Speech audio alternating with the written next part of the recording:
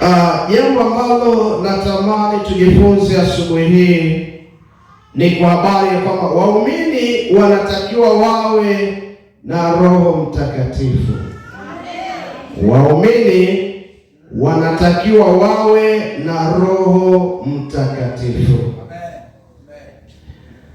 Ni somo ambalo limepata kibali sana moyoni mwangu kuanza nalo siku ya leo, na yamkini tukawa leo tunakuwa na hili, kesho tunakuwa na lingine, kadiri Mungu atakavyokuwa na ashiria. Amen. Nimesema waumini wanatakiwa wawe na Roho Mtakatifu. Na Mungu amenijalia pia kuwa mwalimu katika huduma. Japo ni mwalimu, lakini na uinjilisti, ijapo naona mzani unaegemea sana kwenye walimu. Nafikiri baba hapa anakumbuka kama uinjilisti, lakini sasa mzani unaegemea sana kwenye walimu. Haleluya. Na katika walimu ambao wanahesabika katika neno la Mungu, na mimi ni sehemu ya walimu. Lakini pia wahubiri, na mimi ni sehemu ya wahubiri. Lakini walimu mzani unaegemea zaidi. Kwa hiyo nipo mahali ambapo ni sahihi kabisa. Kanisa linahitaji mafundisho ya kutosha ili ufahamu wetu ujawe kumfahamu Mungu kwa kina, kwa marefu, kwa mapana, tumfahamu sana Mungu wetu. Baba, katika jina la Yesu Kristo, na kushukuru kwa siku hii ya leo ambayo imekupendeza, umetukutanisha na ndugu hawa, ambapo Mungu ni neema na kibali kitokacho kwako, ni upendeleo wa kipekee uliofanya kati yetu. Nami nimesimama mbele yao Bwana, kwa njia ya Roho Mtakatifu aliye mwalimu kati yetu, akahusike kutufundisha. Moyo wangu unatetemeka kwa kuogopa, kwa kuwa ipo siku hata kusimama mbele ya watu hawa kuzungumza nitatoa hesabu. Kwa kuniokoa na hukumu, nijalie kunena neno lako sawasawa na mapenzi na makusudi yako. Hivyo kwa unyenyekevu najikabidhi chini yako, e Bwana, ili uweze kuniongoza kuzungumza sawasawa na mapenzi na makusudi yako. Na kila mmoja namsogeza mbele zako Bwana, mhudumie kwa jinsi ambavyo Mungu wewe ujuaye mioyo yetu, na hutuganga sawasawa na jinsi unavyojua mioyo yetu. Hivyo husika sasa sawasawa na neno lako lililosema, kati yetu utatembea. Hivyo Bwana, kati yetu tembea ukituhudumia, katika jina la Yesu Kristo nikiomba mshukuru. Amen. Nimesema somo, waumini wanatakiwa wawe na Roho Mtakatifu. Au lugha nyingine unaweza ukatumia kwamba kuna ulazima wa kuwa na Roho Mtakatifu kwa waumini. Na tuanze kwa kuangalia maana ya Roho Mtakatifu. Roho Mtakatifu ni nani? Roho Mtakatifu ni Mungu katika nafsi yake ya tatu. Kwamba tunapozungumzia Roho Mtakatifu, Roho Mtakatifu ni Mungu katika nafsi ya tatu. Mungu ni mmoja, lakini ni nafsi ngapi? Tatu. Kuna Mungu Baba, Mwana na Roho Mtakatifu. Ni Mungu mmoja, lakini nafsi ngapi? Tatu. Kwa lugha, ndio maana kwa lugha rahisi wasema kwamba Roho Mtakatifu ni Mungu. Amen. Kwa sababu Mungu ni mmoja, lakini katika nafsi tatu. Kwa hiyo Roho Mtakatifu ni Mungu katika nafsi ya ngapi? Ya tatu. Yesu atukuzwe sana. Ndio maana mahali popote nitakaposimama na kuwa jasiri sana, siogopi chochote, kwa sababu kwanza Mungu aliye hai yupo ndani yangu. Ni nini cha kuwa juu yangu wakati Mungu aliye hai, Mungu mwenyewe katika nafsi ya tatu ambaye ni Roho Mtakatifu anakaa ndani yangu. Yesu atusaidie sana. Kwa Roho Mtakatifu ni Mungu. Ni Mungu mwenyewe anakuja kukaa ndani ya mwanadamu. Na ndipo ambapo linatimilika lile ambalo Kristo alilizungumza pia kwa habari ya kwamba yaani tutakapokuwa tumempenda, tukalishika neno lake, tukazishika sheria zake, akasema mimi na Baba tutakuja kufanya makao kwake mtu huyo. Ni kwa njia gani? Kwa njia ya Roho Mtakatifu anakuja na kaa ndani yetu. Na alipo Roho Mtakatifu yupo Mungu Baba, yupo Mwana, na alipo Mwana yupo Baba, yupo Roho Mtakatifu, yupo anafanya makao ndani yetu. Anatimiza kwa namna gani? Anatimiza kwa kumimina nafsi yake, roho yake inakaa ndani yetu. Amen. Kwa hiyo Roho Mtakatifu ni Mungu. Roho Mtakatifu ni Mungu katika nafsi ya ngapi? Ya tatu. Tuende katika maandiko ili tujifunze vizuri. Huwa napenda kuthibitisha sana kwa maandiko. Yoeli, na nitamani nipate msomaji awe na mic ikiwezekana, ili tuende na wakati vizuri. Yoeli ile sura ya pili, Yoeli ile sura ya pili kuanzia ule mstari wa 28 hadi 29, lakini tuende taratibu ili tuone hapa. Yoeli sura ya pili, amen, mstari wa 28. Amen. Hata itakuwa, anasema hata itakuwa baada ya hayo ya kwamba nitamimina roho yangu, Naomba samahani, tuwe na kakitoa kidogo hapa. Anasema nitamimina roho yangu. Kwa kumbe kinachomiminwa ni roho yake. Anazungumza hapa ni Mungu. Kwa anamimina roho yake mwenyewe. Ndio maana anasema Roho Mtakatifu ni Mungu. Maana anaimimina roho yake mwenyewe. Anaimimina juu ya nini? Nitamimina roho yangu wenye mwili, juu ya wote wenye mwili. Yesu atukuzwe sana. Amen.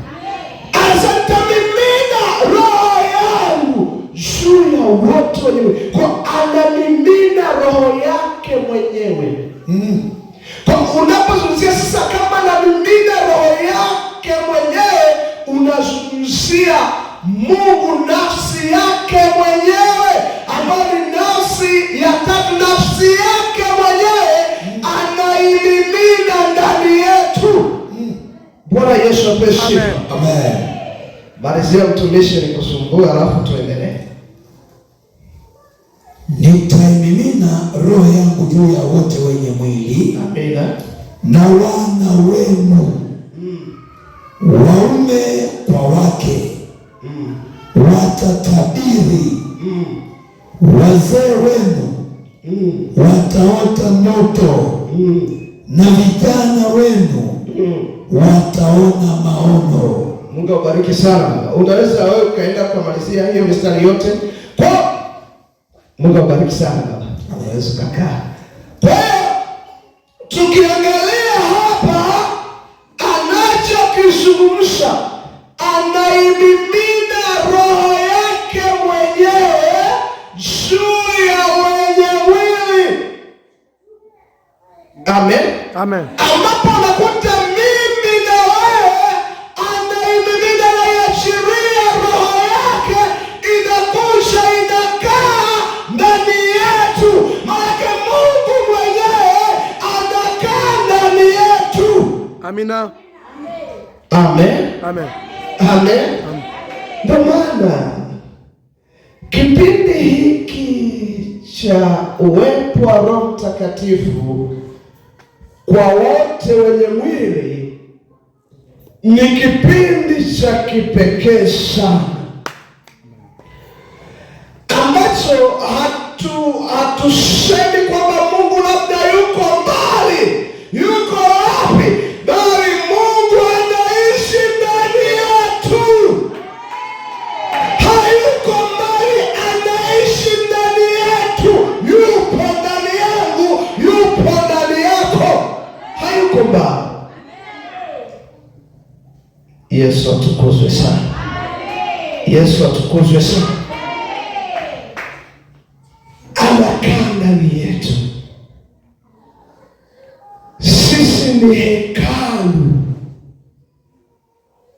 ambamo anakaa. Kwa hiyo, lakini pia unaweza ukasoma Matendo ile sura ya 2 mstari wa 17 na 18. Hayo ni marejeleo la andiko la Yoeli. Siku ya Pentekoste, wakati Roho Mtakatifu ameshuka katikati ya mitume, ndipo Petro akasema baada ya mashitaka kwamba hawa watu tunasikia wananena kwa lugha mpya, hawa watu labda wamelewa. Ndipo akasimama akarejelea hili andiko kwamba jamani, kilichotokea ni kile kilichonenwa tangu zamani na nabii Yoeli, akarejelea. Amen. Kwa hiyo ni andiko ambalo linarejelea tulichokisoma katika kitabu cha Yoeli. Amen. Kwa hiyo Matendo ya Mitume hiyo sura ya 2 mstari wa 17 akarejelea kwamba jamani, hatujalewa. Amen. Kwamba hatujalewa, ila kilichotimia ni kile ambacho kilitabiriwa tangu zamani, ya kwamba itakuwa baada ya hapo. Amen. Nikamimina roho yangu juu ya wote wenye mwili, na kweli akawa amemimina. Ndipo hitimisho ulipoanza kwa habari ya Roho Mtakatifu kuachiliwa kwa wote. Kwa ilianza siku ya Pentekoste, utimizo wa unabii huo kwa habari ya wote wenye mwili. Sasa unaweza kujiuliza kwamba kama tunasema utimizo ulianza kwa habari ya wote wenye mwili, je, huko nyuma walikuwa hawapokei Roho Mtakatifu? Nikurudisha historia kidogo. Na historia ya Roho Mtakatifu naomba nikurudishe katika kitabu cha Hesabu ile sura ya 11 mstari wa 29. Naomba tusome hapo. Hesabu ile sura ya 11 mstari wa 29. Mstari wa 29. Amina. anasema. Amen. Musa akamwambia, Musa akamwambia, je, umekuwa na wivu kwa ajili yangu? Umekuwa na wivu kwa ajili yangu? Ingekuwa heri kama watu wote wa Bwana. Yaani ingekuwa heri, ilifika mahali Musa akatamani kwamba ingekuwa heri watu wote wa Bwana. Narudia tena. Amen. Musa akamwambia, je, umekuwa na wivu kwa ajili yangu? Umekuwa na wivu kwa ajili yangu? Ingekuwa heri kama watu wote wa Bwana. Kwamba ingekuwa heri kama watu wote wa Bwana wangekuwa manabii. Na kama Bwana angewatia roho yake. Yaani kwamba na kama Bwana angewatia roho yake. Mungu awabariki sana. Amen. Nini nataka kuzungumza hapa? Kwamba kabla ya kipindi cha utimizo kuanza cha Pentekoste, kwenye agano lile la kale, amen, Roho Mtakatifu hakuwa ahadi kwa watu wote. Narudia kwamba kipindi kabla ya utimizo kuanza, ile ahadi ambayo Yesu Kristo aliisema kwa habari ya kwamba, maana alizungumzia sana Kristo kwa habari ya kwamba sitawaacha yatima, si sawa? Akasema atamuomba Baba ili msaidizi aje kwetu, ambaye alikuwa anazungumzia habari za Roho Mtakatifu, ambapo tunaona utimizo unaanza siku ya Pentekoste, sawa? Sasa kabla ya hapo kwenye agano la kale halikuwa fungu la wote. Naeleweka? Maanake Roho Mtakatifu hakuwa fungu la wote. Roho Mtakatifu alikuwa ni kwa baadhi. Utamuona kwa habari ya manabii, si ndio jamani? Utamuona kwa habari ya wafalme. Yaani alijikita kwa baadhi ya watu. Ndio maana hapa tunamuona Musa, kwa kuwa yeye kwa utumishi ambao Mungu amewekeza kwake amepokea nguvu ya Roho Mtakatifu. Alafu hapa anaomba ombi ambao anasema right au ni, yani nizungumzia sindikisho ni gani? Kwamba hili bora lingekuwa fungu la wote. Amen. Akatamani kwamba hili lingekuwa fungu la wote. Akatamani sana. Amen. Hapa tuliposoma anazungumza wakati labda wote wangekuwa manabii, wote wangepokea roho ya nani? Ya Bwana. Kwa hapa wakati Musa anazungumza, kwa sababu kipindi hicho halikuwa fungu la wote. Yesu atusaidie sana. Akaomba kwa Mungu kwamba bali ingekuwa fungu la wote, maana aliona uzuri wa kuwa na nguvu za Roho Mtakatifu, akatamani right lingekuwa fungu la wote. Akaonea shauku, akatamani na wengine ambao kwa kuwa si fungu la wote, right lingekuwa fungu la wote, watu wa Bwana wote. Tunaona hapa likawa ni ombi lake kwamba Roho Mtakatifu liwe fungu la watu wa Bwana wote. Bwana Yesu apewe sifa. Sasa ndo tunaona baadaye linakuja kutabiriwa na nabii Yoeli. Yesu atukuzwe sana. Yaani kile alichokitamani Musa akasema lingekuwa fungu la wote.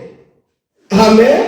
Ile tuliyosoma Hesabu 11:29 alilotamani kwamba reti lingekuwa fungu la wote, sasa linakuja kutabiriwa na nabii Yoeli baadaye kwamba zinakuja nyakati ambazo wote Maana watu wote wa Bwana, kama Musa alivyoomba kwamba ingekuwa heri watu wote wa Bwana wapewe wapokee nguvu hii, basi likaja likatabiliwa kwa habari ya watu wote wamwaminio Kristo liwe fungu lao, liwe fungu lao.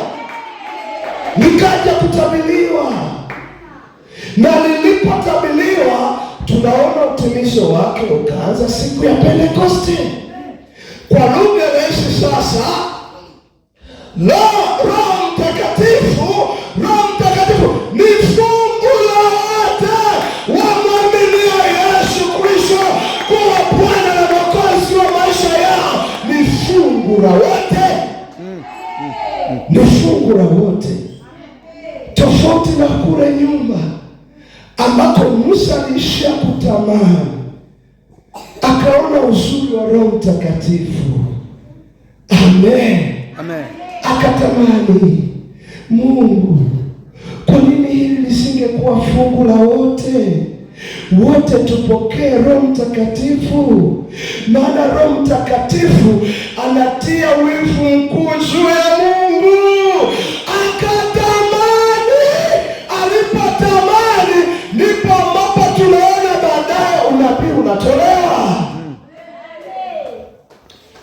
Tutaona huko mbele kwamba Roho Mtakatifu, binasema katika kitabu cha Matendo, Roho Mtakatifu ni kwa ajili yetu sisi, watoto wetu, na wote watakaoliamini jina la Kristo. Ni kwa ajili yao, maana kwa ajili yetu sote tumwaminio Kristo kuwa Bwana na Mwokozi wa maisha yetu. Ni fungu letu sote.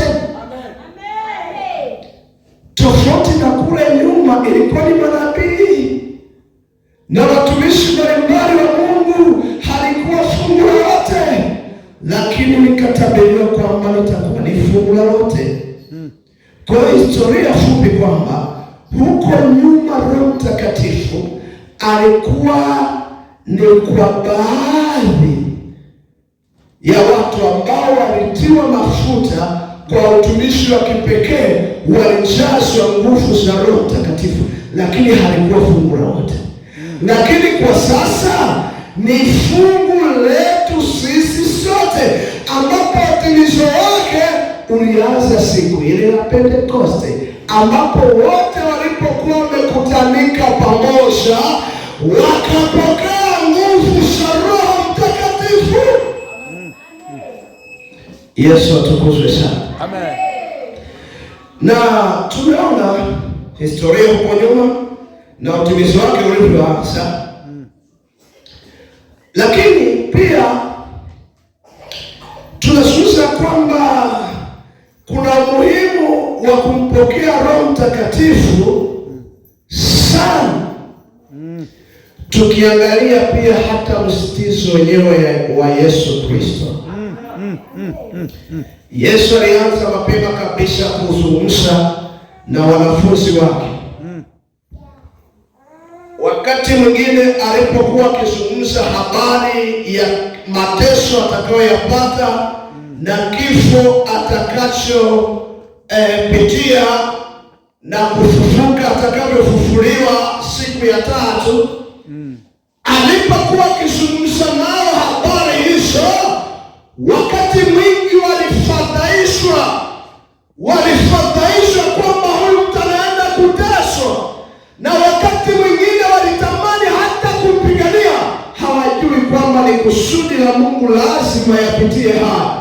Sasa walipokuwa wanafadhaika sana kilichokuwa kinafanyika, kuna wakati anaanza kuambia, sitawaacha yatima. Amen.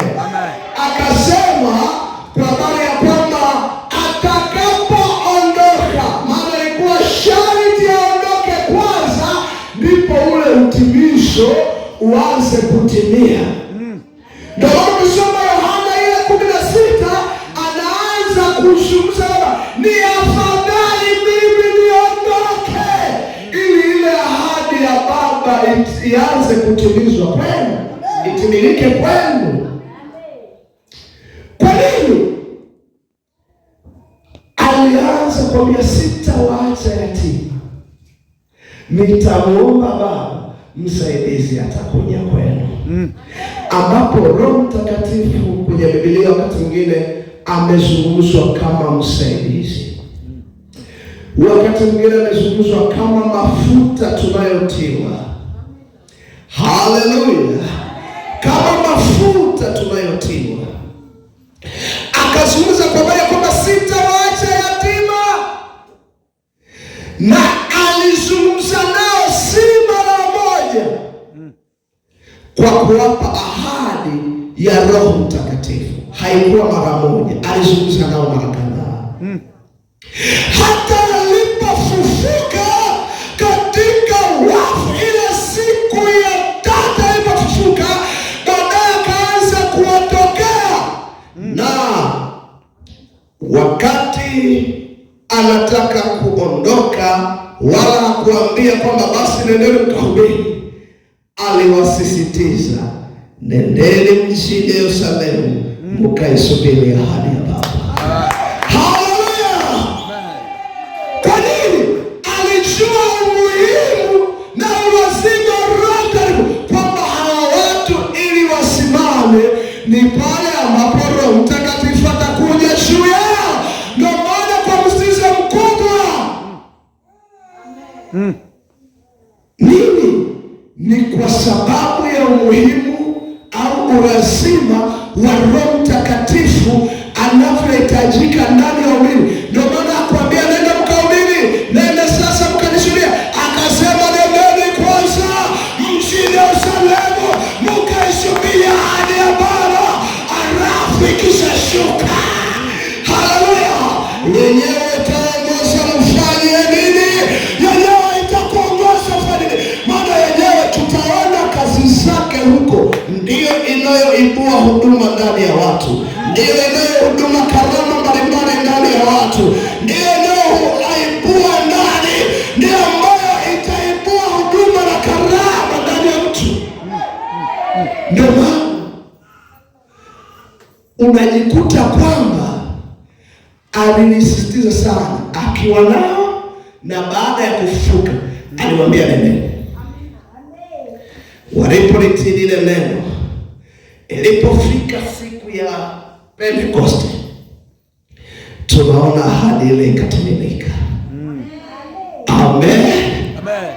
Na mhubiri kainuka pale pale Petro, akaanza kuwashuhudia kwamba yule ambaye mlimuua si na hatia. Watu wakaamini wengi siku ile. Yesu atukuzwe sana. Amen. Roho Mtakatifu anasisitiza sana.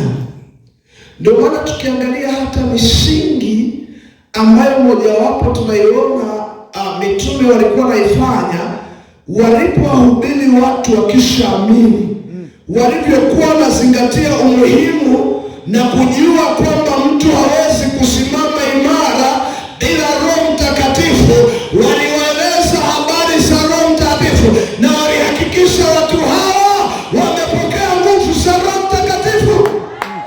Ndio maana mahali pengine mtume anauliza, mlipoamini mlipokea Roho Mtakatifu? Wakasema hata kusikia tujasikia habari hizo, ndio tunasikia kwako. Aliposikia maneno yale aliyomjibu, ndipo akaombea, akanyosha mikono yake, akawaeleza habari za Roho Mtakatifu, alafu akanyosha mikono yao, akanyosha juu yao. Alipoombea wakapokea nguvu za Roho Mtakatifu. Hata mitume walikuwa makini sana kuhakikisha kwamba wanawajulisha habari za Roho Mtakatifu na kuhakikisha watu hawa wamepokea nguvu za Roho Mtakatifu, maana ndiyo kusimama kwao. Maana yeye tuweza kama alivyosema ni msaidizi, msaidizi mwezeshaji, anawawezesha, ndiye hutuwezesha, ndiye hutushindia katika dunia iliyoharibika, katika dunia iliyochafuka. Yeye hutuwezesha, hutujalia ushindi.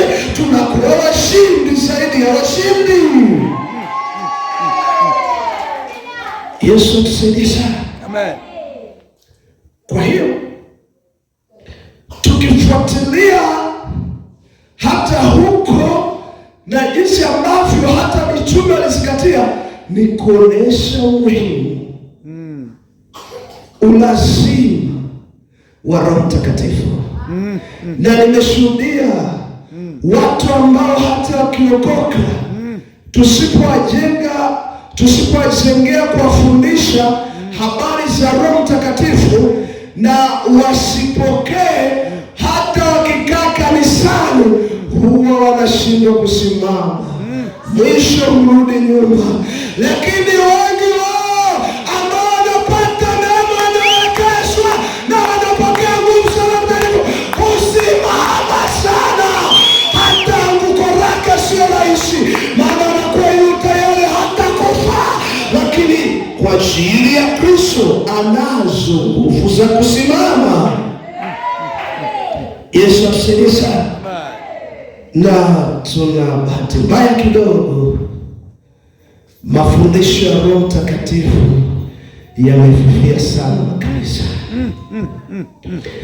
Na leo watu wanaokoka wengi wanarudi nyuma. Nikwambie siri, wakati mwingine hawana nguvu za Roho Mtakatifu wa kuwezesha. Haleluya, hawana.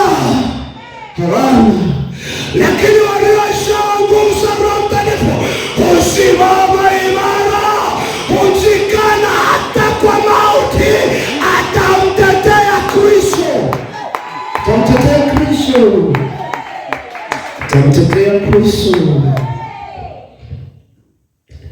Mungu atusaidie sana. Ni ombi langu sana ambalo namuomba Mungu kwa habari ya kwamba Bwana azidi kuachilia neema sana ya mafundisho ya Roho Mtakatifu, ili kanisa lisimame, ili wanaokoka wasimame, ili wadumu, yawe ni matunda ya dumu, yasiwe ni matunda ambayo tunayapokea alafu kwa muda anapokutika anapotea, bali wajawe nguvu za Roho Mtakatifu, ili kwa nguvu hizo siwasimamishe imara, wajawe nguvu nyingi katika ulimwengu wa roho, wawe na nguvu katika roho zao, uwezesho wa Bwana mwenyewe. Ndugu zangu, lakini kwa nini Roho Mtakatifu ni muhimu sana? Ziko sababu nyingi. Sababu mojawapo tuanze kuziangalia.